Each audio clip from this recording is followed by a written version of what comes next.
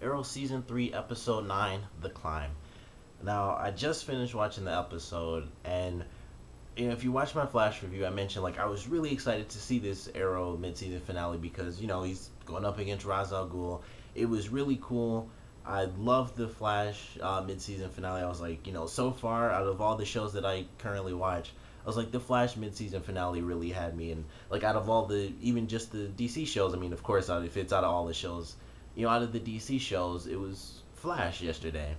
And seeing this episode, I was really excited. We had some pretty cool moments. It was like, okay, we got some cool stuff. It's going kind of back and forth. He's climbing up the mountain, which was, it was pretty obvious that was leading to him going up to the fight. And we got to see it kind of jump between really like three different time periods because it was like technically the present was him climbing the mountain, and him being in Starling City and stuff. All of that was the past, as well as of course the typical flashbacks we get, which brought up an amazing question, which I don't think is too much of a mystery, but I was really surprised when he ran into his friend. Like that was really cool. I was like, I didn't expect them to bring anyone from the flashbacks to the present so soon. I really thought that would come in much later in the season, and I really expected it to be Katana because it's Katana, like she's the like comic book character, and it was a surprise to see her husband there, and I can't think of his name right now, of course, but it was surprising to see him, and based on what they say, it's really like she died, and based on the way they did it, we don't know if she actually died, but she could be gone. Like she could have just been taken by China White and they never actually found her. And so it was kind of like we don't know what to do. We can't find her. We can't find China White. And I have to assume they never did because she came back.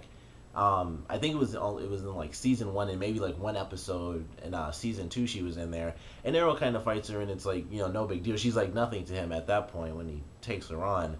But she plays a really big part in this season, even though really this is the first time we've seen her actually, which is kind of funny thinking about it now. Like she's like the main villain of the flashback portions. Like she's got this sort of virus now in this episode, and this is the first time we got to see her because they took her inside man, and it was just crazy. Like I don't know if Katana's really dead. I hope she's not. Like the main thing was her being Katana was like, okay, well, I don't know what's going to happen. I kind of thought with her being the comic book character, her husband would end up dying at some point, and that's kind of how Oliver would end up bonding with her, and they would sort of team up and take out whoever killed him, and they would kind of go their separate ways after that, and that's kind of just how they would sort of leave things off. But with them kind of giving us this specific dialogue and giving us those scenes during the flashback, she was gone. Like they don't know what happened to her, and of course we're gonna have to wait till the season starts up again to see if they did find her and if she is officially dead. But they definitely show it that way. I mean, he's in the League of Shadows, and of course, in the League of Assassins, sorry. And of course, Oliver's like, after that happened, and he, of course, emphasizes on that. It's like, after that happened, you ended up with the League of Assassins, and he's like, like yeah, I did, and they just kind of breeze right over it. We're gonna get it, of course, in some episode. We'll get the actual answer, but the focus of this was, how do we prove who killed Sara? And I thought they were gonna add another level of the mystery to it when there was like, somehow like your DNA is on, and it was just like when that happened, I was just like, what the heck? Like they're gonna string us along forever on this thing. But we did get the actual answer, and it actually is Thea, which it was another thing that tied in with the flashbacks. It was simply, the tie-in was through the drug, but that was really cool. And it was just like that sucks on like so many levels, and there are just like so many different layers to that. Like Oliver officially finding out, like he was okay. He didn't exactly like the fact that Malcolm Merlyn was hanging around Thea, or that he was even remotely involved with her. And it was like, okay, at least I can have some sort of comfort. I can find a silver lining that this guy gives a crap. He came back and he saved Thea during the whole stuff with Deathstroke and all of his men. And it's like there's some silver lining there. He actually gives a crap. He came in, he saved her life, he took her, and he's kind of giving her money. He's giving her money so that she can support herself, open up the club again, and all this other stuff. And then in this episode, it's like all he did was use her just to protect himself. So if anything happens, and Ra's al Ghul wants to come in, all he has to do is be like, hey, check this video out, and they'll kill her instead of him, despite the fact that he used that drug on her to influence her and basically wipe her memory at the same time. So, there's so many layers to that, and Oliver, of course, finding out the truth about this is just gonna crush him if he's freaking alive. So, I don't know how that's gonna play out, but excuse me, I'm like so curious about that. I don't know, and of course, the whole ending, I will officially get to that towards the end, but I don't know how things are gonna play out with Oliver and Thea and the Malcolm thing. Like I'm hoping that she's gonna find out somehow through some means that Malcolm did use her to kill Sara, and of course, her initial reaction to that will be interesting to see as well, because she has no idea. She didn't even know Sara was dead, so it shows just how well the drug works. And when she found out for the first time, I guess officially, or not officially, but she found out for the first time, in her own head, it's like, she already broke down from that. And then when she finds out the truth that she's the one who killed Sara, it's gonna tear her apart. It's gonna tear a lot of people apart, because who knows if she'll be able to keep that to herself, or if she'll kind of just go nuts because of that. Because it won't just be like, I killed someone that actually matters to me, who's really a part of her life for a long time, because Sara and Laurel are sisters. So, not only that aspect, like I killed someone that I knew and actually cared about, but I was used by the guy I call dad now, who, acted like he gave a crap, trained me in martial arts and this and that, and then he just used me to kill someone off. I still don't understand why. I guess he still had, his vengeance that he had against her, and, he just used her. And so it'll be crazy to see how that takes place and how everyone ends up reacting to that, because of course Team Arrow knows, and really how long are they going to be able to hide that from Laurel? Like, yeah, we know who killed your sister. It's just, there's so many aspects to that, emotionally speaking, like not even action wise, that just are going to be really well done, because of course the show is really story driven and character driven, and this is just going to be one of those big moments. We had some great ones in this episode, like the stuff with Thea and Oliver kind of having that blind spot, as Diggle put it, when it comes to his family. That's what he had, and he just kept getting hit with all these hard moments, like Thea lied to me about knowing Malcolm Merlyn was alive, and when he went, and after he'd seen the video, it's like, she lied to my face about coming back to the city, and she, didn't, contact me when she came back to the city, which was very interesting, because, with the drug, it wasn't that she lied, it was that she actually did not know. So it was really interesting. Like, there's all these things, like she has no idea what happened, and it'll be interesting to see, like I said, how all that stuff plays out. But it was really good. It'll be really emotional and impactful on everyone once Thea actually finds out herself, and who knows what'll happen to Merlyn after that. But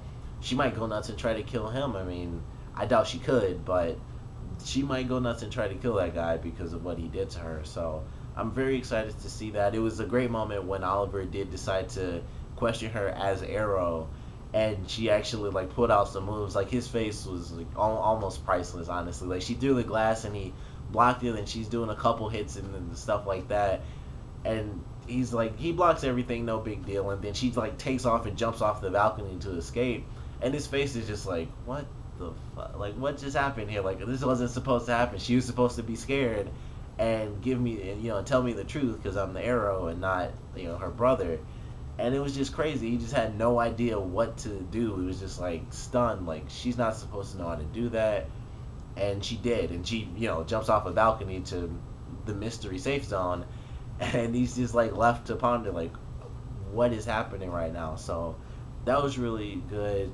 Him interacting with Merlyn and deciding I was wrong when I decided not to kill anymore. I thought I really wouldn't kill after I spared Deathstroke. And he was I was wrong, though. He was ready to kill him. And, of course, he was ready to kill Ra's al Ghul, because he had to protect his sister. And Merlyn knew that, and he had the right leverage. And, I just don't know what's going to happen when the season starts up. For whatever reason,